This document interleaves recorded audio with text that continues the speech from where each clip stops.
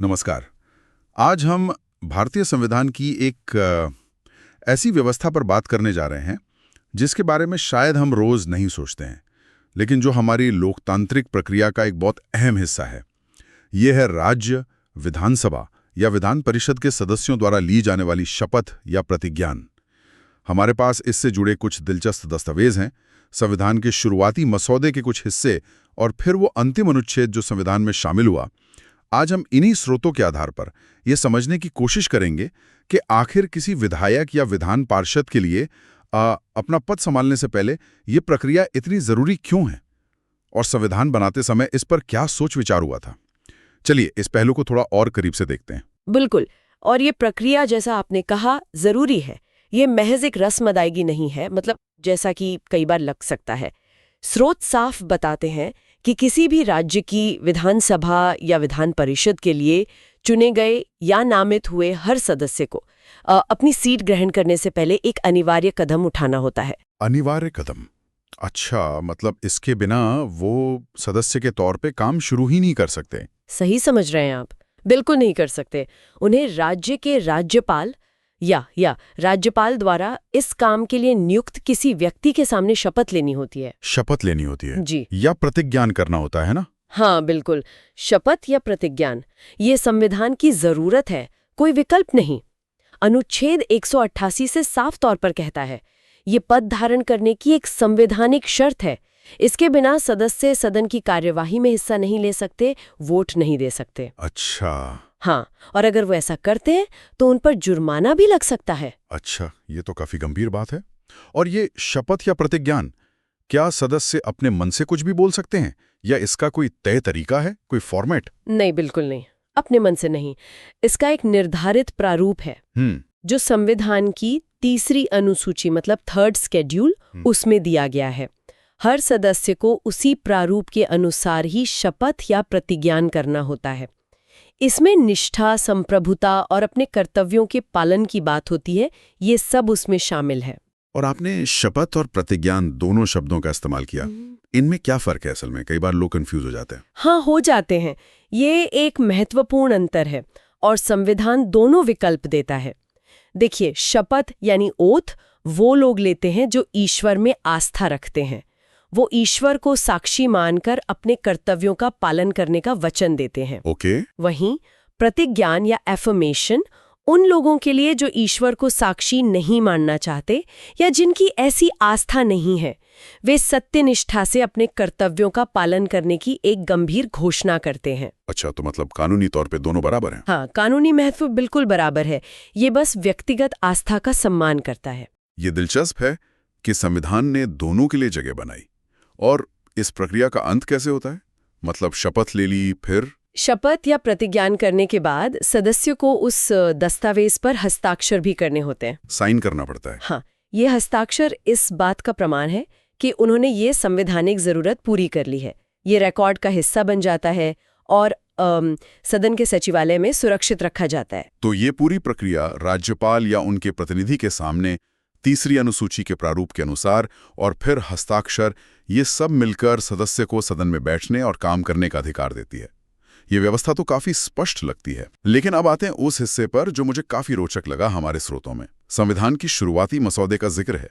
क्या ये शपथ या प्रतिज्ञान वाली व्यवस्था शुरू से ऐसी ही थी या कुछ अलग था पहले? यहीं पर कहानी में दिलचस्प मोड़ आता है। जैसा आपने कहा, 2 जून 1949 को जब संविधान सभा के सामने प्रारूप अनुच्छेद 165 पेश किया गया, ध्यान दीजिएगा, ये बाद में चलकर अनुच्छेद 188 बना। तो उस मूल प्रारूप में शपथ लेगा या प्रतिज्ञान करेगा, शैल make and subscribe N oath और अफर्मेशन जैसे शब्द थे ही नहीं थे। तो फिर क्या था? उसमें लिखा था घोषणा करेगा। घोषणा? सिर्फ घोषणा? हाँ, सिर्फ घोषणा। सोचिए, शपथ या प्रतिज्ञान की जगह सिर्फ घोषणा। यानी मूल प्रस्ताव ये था कि सदस्य सिर्फ एक घोषणा करेंगे। घोषणा? ये तो मतलब सुनने में शपथ या प्रतिज्ञान से काफी हल्का लगता है, जैसे कोई इरादा जाहिर कर रहा हो, ना कि कोई मजबूत वचन ले रहा हो। बिल्कुल, ये थोड़ा कम वजनदार लगता है शायद। तो फिर ये बदलाव कैसे हुआ? घोषणा से शपथ या प्रतिज्ञान तक का सफर कैसे तय हुआ? इस पर संविधान सभा में जरूर लंबी चौड़ी बहस हुई होगी। यहीं पर सबसे हैरान करने वाली बात है, हमारे स्रोत बताते हैं कि उसी दिन मतलब 2 जून 1949 को ही जब ये प्रारूप अनुच्छेद पेश हुआ, प्रारूप समिति के अध्यक्ष डॉक्टर B.R. अम्बेडकर ने एक संशोधन पेश किया। उसी दिन? हाँ, उसी दिन। प्रस्ताव ये था कि घोषणा करेगा शब्दों को हटाकर शपथ लेगा या प्रतिज्ञान करेगा वाक्यांश डाल दिया जाए। और फिर बहस चर्चा कुछ तो हुआ होगा? नहीं, यही तो बात है। स्रोत के अनुसार इस संशोधन को बिना किसी बहस के, बिना किसी चर्चा के स्वीकार कर लिया गया। क्या कह रही हैं? बिना बहस के? हाँ बिल्कुल, एक सदस्य ने भी इस पर सवाल नहीं उठाया या अपनी राय नहीं रखी। संशोधित मसौदा अनुच्छेद उसी दिन अपना लिया गया। बिना बहस के? ये वाकई चौंकाने वाला है। मतलब घोषणा और शपथ या प्रतिज्ञान के मायने तो काफी अलग हैं। जैसा हमने अभी बात की, एक महज बयान है, दूसरा एक गंभीर वचनबद्धता। इतना बड़ा बदलाव और कोई चर्चा नहीं, इसके क्या मायने निकाले जाएं? ये थोड़ा अजीब नहीं है? वे प्रतिनिधियों के पद की गरिमा और जिम्मेदारी के लिए ज्यादा उपयुक्त हैं, ज्यादा सही हैं। घोषणा शायद उन्हें कमजोर या अपर्याप्त लगा हो। ये भी तो हो सकता है कि उस समय संविधान सभा के सामने इतने सारे पेचीदा मुद्दे थे। आप सोचिए, केंद्र राज्य संबंध, मौलिक अधिकार, अल्पसंख्यकों के अधिकार, कितने बड़े बड़े मसले थे। तो शायद ये बदलाव उन्हें उतना बड़ा या विवादास्पद नहीं लगा हो, जैसे कोई प्रक्रियात्मक सुधार हो। बस ये भी एक संभावना है, बिल्कुल। शायद इसे संविधान के अन्य हिस्सों में इस्तेमाल की गई भाषा के साथ एक रूपता लाने का एक तरीका माना गया हो। क्योंकि देखिए, राष्ट्रपति, उपराष्ट्रपति, न्यायाधीशों और संसद सदस्यों के लिए भी शपथ का प्रावधान है ही। हाँ है। तो हो सकता है समिति ने सोचा हो कि सभी संवैधानिक पदों के लिए एक जैसी गंभीर भाषा का इस्तेमाल करना बेहतर होगा, एक कंसिस्टेंसी रहेगी। हाँ, ये बात तर्कसंगत लगती है।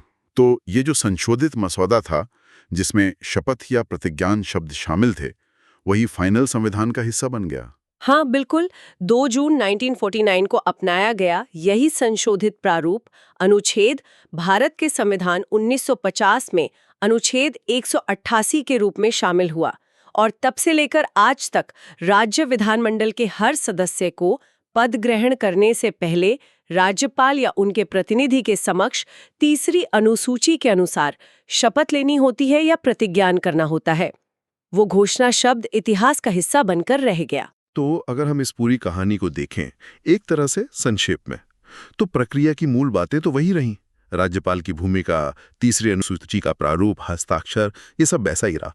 लेकिन जो मूल भाव था, उसे व्यक्त करने वाले शब्द बदल गए। घोषणा की जगह शपथ या प्रतिज्ञान आ गया। और सबसे रोचक बात, ये बदलाव खामोशी से हो गया, बिना किसी शोर शराबे के। तो इस बदलाव का असल महत्व क्या है? क्या ये सिर्फ शब्दों का खेल था या इसके पीछे कोई गहरी सोच थी? मतलब व्हाई डज इट मैटर? देखिए, अगर हम इसे बड़े परिप्रेक्ष्य में देखें तो ये सिर्फ शब्दों का हेरफेर नहीं लगता है। शब्द और प्रतिज्ञान शब्द अपने आप में एक वजन रखते हैं, गंभीरता लाते हैं। वे सिर्फ एक प्रक्रिया नहीं, बल्कि एक नैतिक और संवैधानिक प्रतिबद्धता का प्रतीक हैं। शपथ लेने वाला व्यक्ति अक्सर अपनी आस्था के सर्वोच्च आधार पर वचन देता है, जो एक बहुत ही व्यक्तिगत और गंभीर कार्य है। और प्रतिज्ञान करने वाला व्यक्ति भी सत्य और निष्ठा को आधार बनाकर उतनी ही गंभीरता से वचनबद्ध होता है। बिल्कुल। जबकि घोषणा शब्द में वो गहराई या वो प्रतिबद्धता का भाव शायद कम झलकता है। वो ज्यादा तथ्यात्मक या औपचारिक लग सकता है, थोड़ा ठंडा सा। बिल्कुल, ऐसा लगता है कि संविधान निर्माता शायद ये सुनिश्चित करना चाहते थे कि जो लोग कानून बनाने और राज्य चलाने की जिम्मेदारी ले रहे हैं, वे इस काम की गंभीरता को पूरी तरह समझें और महसूस करें। शपथ या प्रतिज्ञान के माध्यम से वे न केवल संविधान के प्रति, बल्कि देश और उसकी जनता के प्रति भी अपनी निष्ठा और जवाबदेही को सार्वजनिक रूप से स्वीकार करते हैं। तो ये सिर्फ एक कानूनी जरूरत नहीं, बल्कि एक नैतिक घोषणा भी है एक तरह से। हाँ बिल्कुल, एक नैतिक आयाम भी जुड़ जाता है इससे। ये दिलचस्प है कि कैसे शब्दों का चुनाव किसी प्रक्रिया के पूरे मायने बदल सकता है। यह हमें याद दिलाता है कि संविधान सिर्फ नियमों का दस्तावेज नहीं है, बल्कि उसमें मूल्यों और आदर्शों को भी जगह दी गई है। अच्छा, एक सवाल और, क्या संसद सदस्यों के लिए भी ठीक यही प्रक्रिया और यही शब्द इस्तेमाल होते हैं? मतलब लोकसभा, राज्यसभा के लिए अनुसूची में दिए गए प्रारूप के अनुसार ही शपथ या प्रतिज्ञान करना होता है। अच्छा, वहाँ राष्ट्रपति या उनके प्रतिनिधि? हाँ, तो आप देख सकते हैं कि ये पैटर्न शपथ या प्रतिज्ञान की अनिवार्यता हमारे विधायी निकायों के लिए, चाहे वो राज्य में हो या केंद्र में, एक बुनियादी जरूरत मानी गई है। यानी ये एक सुसंगत व्यवस्था है जो विधायिका के दोनों स्तरों पर लागू होती है। अब अगर हम वापस उस बदलाव पर आएं, घोषणा से शपथ तक और इस पर हुई खामोशी पर, क्या इसका कोई और पहलू भी हो सकता है?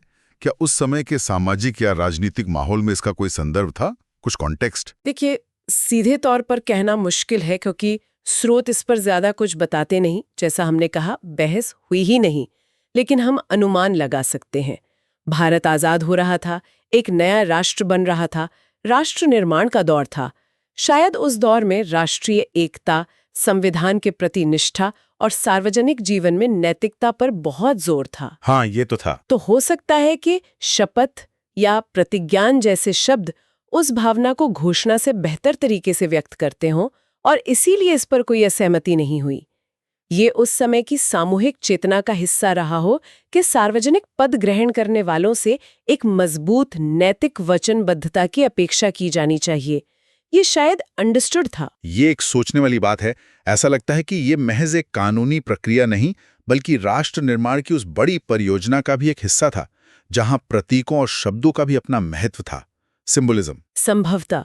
और ये हमें आज के संदर्भ में भी सोचने पर मजबूर करता है ना। आज भी जब हम किसी विधायक या सांसद को शपथ लेते हुए देखते हैं टीवी पर या तस्वीरों में, तो ये हमें याद दिलाता है कि वे किसी व्यक्ति या पार्टी के प्रतिनिधि होने के साथ साथ उससे बढ़कर संविधान के रक्षक और जनता के सेवक भी हैं। ये शपथ या प्रतिज्ञान उसी जिम्मेदारी का सार्वजनिक स्मरण है, पब्लिक रिमाइंडर। बिल्कुल। तो कुल मिलाकर आज हमने राज्य विधानमंडल सदस्यों की शपथ या प्रतिज्ञान की प्रक्रिया को समझा। हमने देखा कि यह राज्यपाल या उनके प्रतिनिधि के समक्ष तीसरी अनुसूची के प्रारूप के अनुसार होती है और इस पर हस्ताक्षर करना अनिवार्य है। ये पद ग्रहण करने की एक संवैधानिक शर्त है, कोई छूट नहीं। और सबसे दिलचस्प बात, हमने ये जाना कि संविधान निर्माण के दौरान मूल प्रस्ताव में घोषणा शब्द था, जिसे बाद में शपथ या प्रतिज्ञान में बदल दिया गया।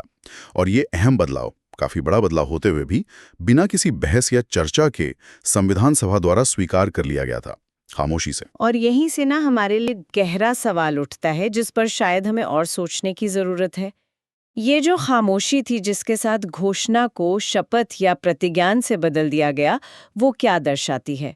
क्या ये महज एक भाषाई सुधार था जिसे सबने सहजता से स्वीकार कर लिया, चलो ठीक है ये शब्द बेहतर है, या फिर ये उस समय की राजनीतिक और नैतिक सर्वसम्मति का प्रतीक था कि सार्वजनिक पद के लिए एक ज्यादा गंभीर और व्यक्तिगत वचनबद्धता की जरूरत है, एक डीपर कमिटमेंट चाहिए। और इससे भी आगे बढ़कर आज के समय में इस शपथ या प्रतिज्ञान का वास्तविक प्रभाव कितना है? क्या ये शब्द और ये रस्म वाकई सदस्यों के आचरण, उनकी निष्ठा और उनकी जवाबदेही को प्रभावित करते हैं रोजमर्रा के कामकाज में, या ये महज एक संवैधानिक औपचारिकता बनकर रह गई है, एक फॉर्मेलिटी? शब्दों का वजन कितना है और व्यवहार पर उनका असर कितना होता है, ये सवाल संविधान के पाठ से परे जाकर हमारे राजनीतिक संस्कृति और व्यवहार के विश्लेषण की मांग करता है। बिल्कुल सही कहा। ये सवाल हमें सोचने पर मजबूर करता है कि क्या हमारी संवैधानिक प्रक्रियाएं सिर्फ कागज पर मौजूद हैं या उनका असर जमीन पर भी दिखता है। शब्दों और उनके पीछे की भावना के बीच का रिश्ता हमेशा ही जटिल होता है। आज इस गहरी और इंसाइटफुल चर्चा के लिए आपका बहुत बहुत धन्यवाद। धन्यवाद।